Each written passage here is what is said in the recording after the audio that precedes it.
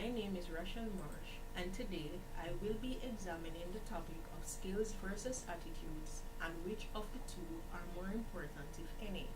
My purpose is to convince you, the audience, that having the right attitude is more important than competence or the ability to do a job well. It is often argued that having the right skill set is vital, especially when it regards applying for a job that requires a specific quality.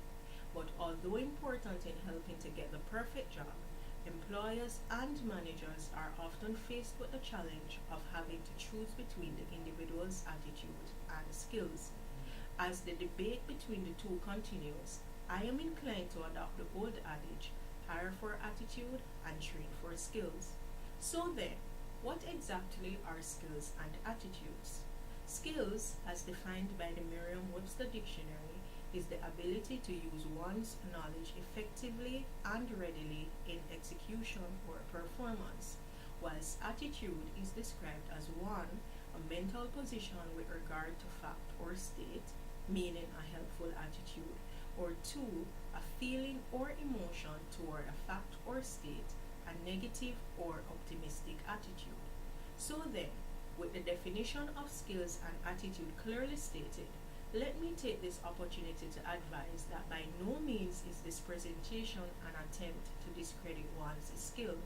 In fact, if you are applying for a job that requires that you possess certain qualities, then of course your skills will be more than likely integral.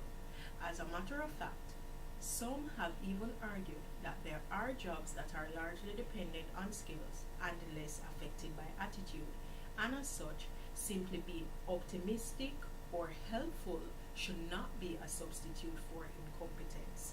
I agree, but I also contend that it takes people to make an organization grow and be successful.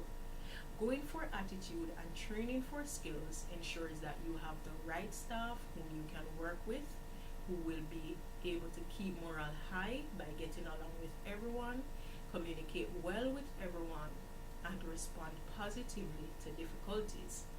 Having the right attitude also has value added benefits to the company, and as such, depending on the goals of the organization, the role and culture of the organization, then having a good attitude will make you attractive to companies who want to hire persons who fit in with their organization's culture and environment.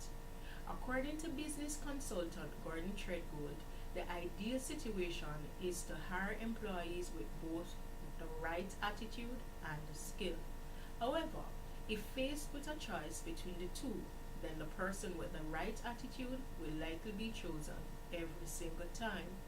As Treadgold further points out, attitude can impact overall performance, and therefore, having the right attitude helps in group or team settings. When people have the wrong attitude, it is difficult to getting them to fit into the business or company.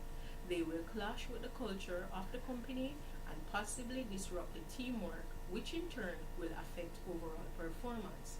Similarly, the right attitude positively impacts teamwork, customer relations, motivation, and the ability to deal with changes. The second point to note is that having the right attitude will result in overcoming obstacles or responding positively to difficulties. This is again highlighted by Treadgold, who claimed that people who possess the right attitude are more adaptable and motivated, thus making them more open to learning new skills.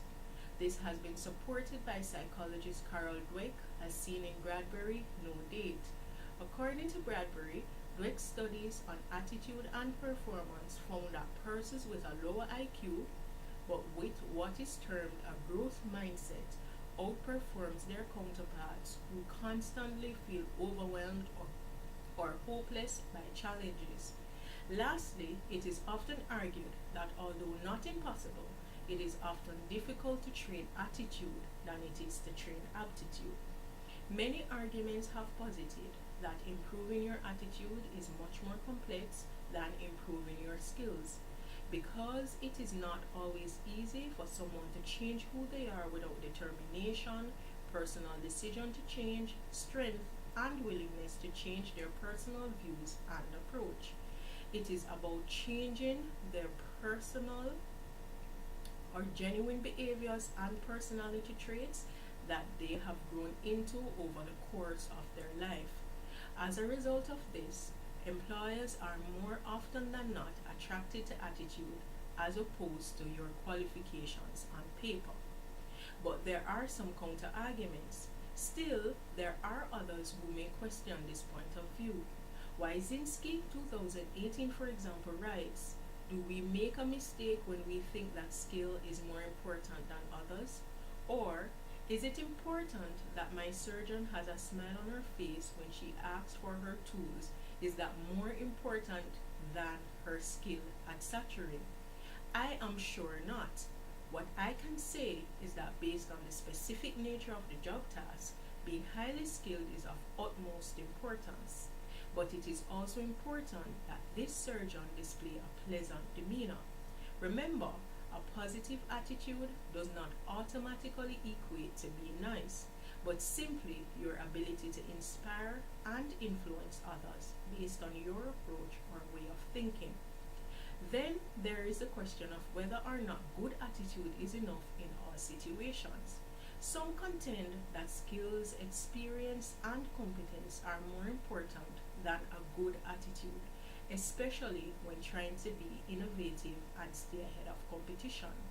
I respond with saying this: skills, competence, and experience cannot be the foolproof method. In fact, I suggest that we examine attitude as being trainable. What happens when the variables within the organization changes? How adaptable will you be if you do not have the right attitude but came to the job highly skilled?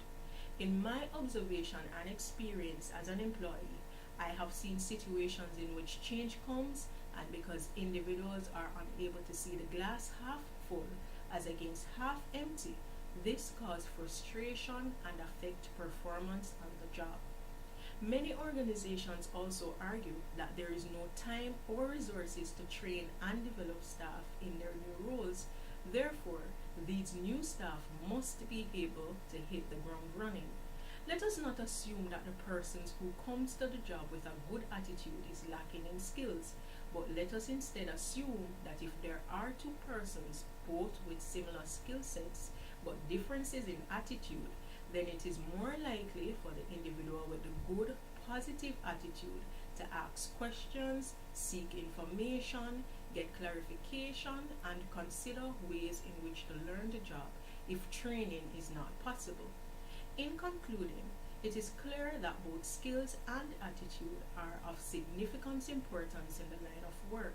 However, because it is far more difficult to train persons in attitude than it is to train new skills, then it is the best interest of the organization to hire the right staff who display positive attitudes and to then conduct training and development as it becomes necessary. I thank you.